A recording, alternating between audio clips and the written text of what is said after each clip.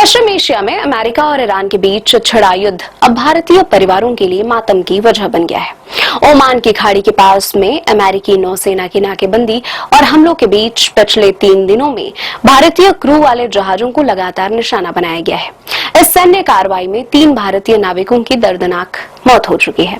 इस घटना ने वैश्विक स्तर पर भारत और अमेरिका के मजबूत रिश्तों और राष्ट्रपति डोनाल्ड ट्रंप की दोस्ती के दावों पर गंभीर सवाल खड़े कर दिए हैं। अमेरिकी नौसेना द्वारा समुद्र में लागू की गई सख्त नाकेबंदी के दौरान विदेशी झंडों वाले उन जहाजों को निशाना बनाया जा रहा है जो प्रतिबंधों का उल्लंघन कर ईरानी बंदरगाहों की तरफ बढ़ रहे हैं।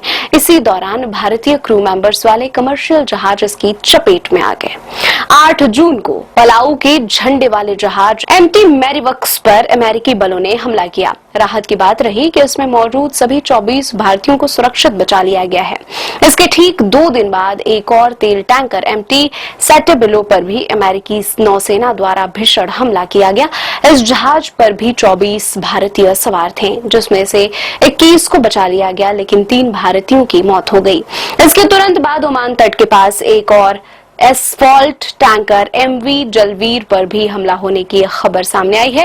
केंद्रीय पतन पोत परिवहन और जलमार्ग मंत्री सर्बानंद सोनोवाल ने इस दुखद घटना की पुष्टि करते हुए मारे गए नाविकों के प्रति गहरी संवेदना व्यक्त की है। हमले में जान गंवाने वाले भारतीयों की पहचान deck cadet Aditya Sharma, engine fitter Shivanand Chaurasia और चीफ इंजीनियर पटनाला सुरेश के रूप में हुई है।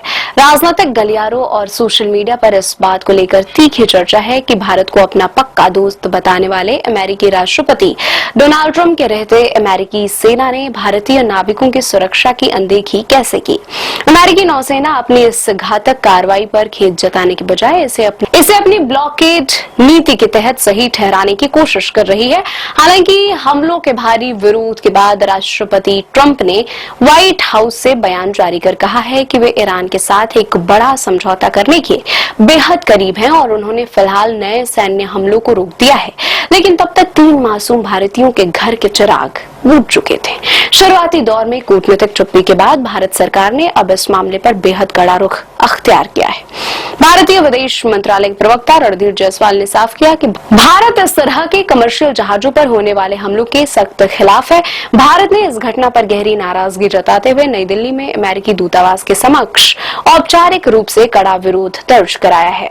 संयुक्त राष्ट्र और अंतर्राष्ट्रीय समुद्री संगठन ने भी इस हमले में भारतीय नाविकों की मौत की कड़ी निंदा की है।